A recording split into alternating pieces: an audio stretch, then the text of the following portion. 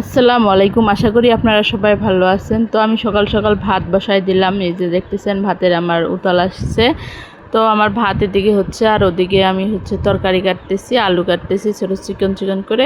বেশি চিকনও না বেশি মোটাও না, মানে আমি যে টাকি মাছগুলো দিয়ে, টাকি মাছ, পুঁটি মাছ এগুলো দিয়ে আমি রান্না করব, তার জন্য বেশি চিকন না বেশি মোটাও না। তো আলুগুলো কাটা শেষ করে ধুয়ে টুয়ে নিয়ে এসে এবার মাছগুলোকে আমি বসাই দিলাম, একটু হাতে মাখাচাকা করে সবগুলোতে আলু দিয়ে মাখাচাকা করে তারপরে যে বসাই দিলাম আমি তরকারিটা আমার হলো বসাই দিয়ে তারপর চাল লাগাই দিছি। এদিকে দেখেন তরকারিটা আলুটা মানে সিদ্ধ হচ্ছে ভালোভাবে।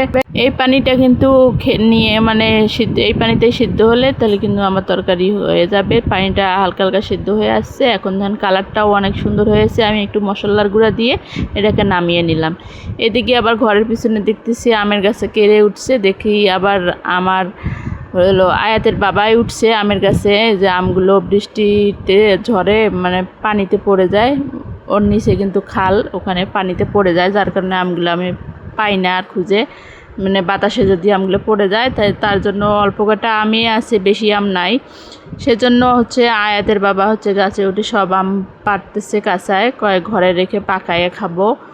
আর যেহেতু বাইরে গাছ, আমগুলো মানে ঝড় বৃষ্টিতে পড়ে গেলে আর একটা আমও পাওয়া যায় না। দেখেন আমার ছোট্ট মেয়েটা সুন্দরভাবে উঠায় উঠায় বালতিতে আয়না জড়ো করতেছে, ওর বাবা ফালাইতেছে আর ও আয়না সুন্দরভাবে জড়ো করতেছে। আমার মেয়েটা বড় হয়ে যাচ্ছে, কাজকাম সব ও মানে নিজে কাজকাম করতে চায়। সে দেখেন কত সুন্দরভাবে আমগুলো আনতেছে আর বালতিতে জমা করতেছে। তো এই যে দেখেন গাছে কত উপরে উঠছে, এই যে গাছের গোড়া কই হাল, মানে অনেক বাতাসে গাছটা কিন্তু হেলে গেছে। আজকে 5-7 বছর ধরে এভাবেই ওই হালানো অবস্থায় রয়েছে, তারপরও অনেক সুন্দরভাবে আম আছে গাছটায়। প্রতি বছর অনেক আম আসে, আর আমগুলো কিন্তু গাছে পাকলে আরও মিষ্টি, পেরে রাখলে কিন্তু তেমন মিষ্টি হয় না। এখানে আমি উঠাইতে পারতেছি না, ওজন সেই রকম হয়েছে। তো আম পাড়া শেষ, এখন নিয়ে যাচ্ছি বাড়িতে। দেখেন আমগুলো রাখছি।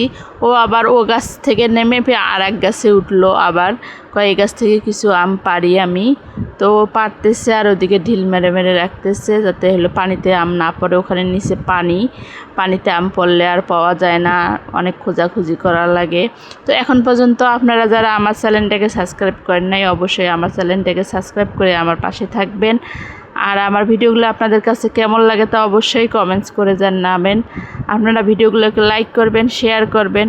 আপনারা সবাই ভালো থাকবেন, সুস্থ থাকবেন। আল্লাহ হাফেজ।